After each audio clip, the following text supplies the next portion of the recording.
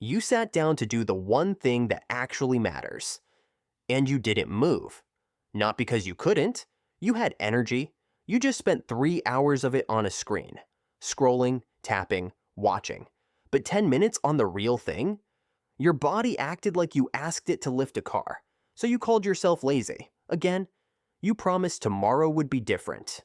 It wasn't. Think about it. Lazy people don't feel guilty. Lazy people don't lie awake wishing they'd done more. You do. That's not laziness. That's a person who wants it, trapped behind something they can't see. Something quiet is draining you before you even start. It's not your character. It's not your willpower. It's running in the background right now while you watch this. And once you see it, you can't unsee it. So let's see it. Your brain has a drive system. Think of it like a volume knob for how badly you want things. The pull to start the workout, to finish hard work, to chase something real. That used to play loud.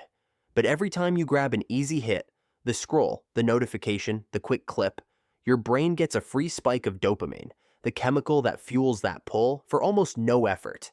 And your brain hates a reward it didn't work for. So it protects you. It turns the knob down. One notch. Do that a few hundred times a day, and the knob drops to the floor. Now the easy stuff barely moves you. And the real worth it stuff? The pull to do it is playing at a whisper. You can barely feel it. You're not unmotivated, you're turned down. But here's the strange part. If your brain went quiet from too much input, why does feeding it more make it worse? Because you go looking for the volume. Life feels flat, so you reach for the thing that used to spike it. More scrolling, louder clips, faster everything. You're trying to feel something again, but every reach turns the knob down another notch. So you reach harder, which turns it down further. You're sprinting on a treadmill that speeds up every time your feet land. Now, look at what's really going on. People say you've drained your dopamine like a battery running empty. That's wrong. Your brain never stopped making it. Your neurons are pumping it out right now, same as always. The chemical isn't gone. The receptors, the little ears that catch it, just stopped listening. You're not empty. You're numb. So if your tank was never empty, then the fix everyone's screaming about, the dopamine detox, is solving a problem you don't even have. Think about what a detox even means. You flush out a poison, something foreign, something that shouldn't be there. Dopamine isn't a poison.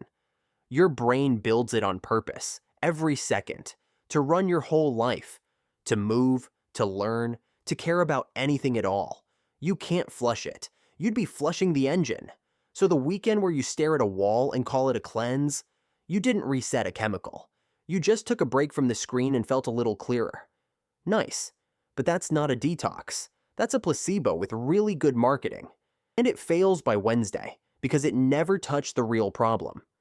The receptors, the ears that stopped listening. You don't need to drain anything. You need to make those ears work again. Turn the knob back up by hand. So how do you actually do that? You bore yourself on purpose. That sounds like a punishment. It's the opposite. Boredom is the reset button your brain has been begging for. When you stop feeding it cheap noise, something uncomfortable happens first. The silence feels loud. Your hand reaches for your phone out of habit. Let it reach, and don't give in. Sit in the quiet for 10 ugly minutes. Do that daily, and the knob starts climbing on its own. The ears wake up. Slowly, a walk feels good again. A book holds you. A real talk lands. Then add friction. Put the phone in another room.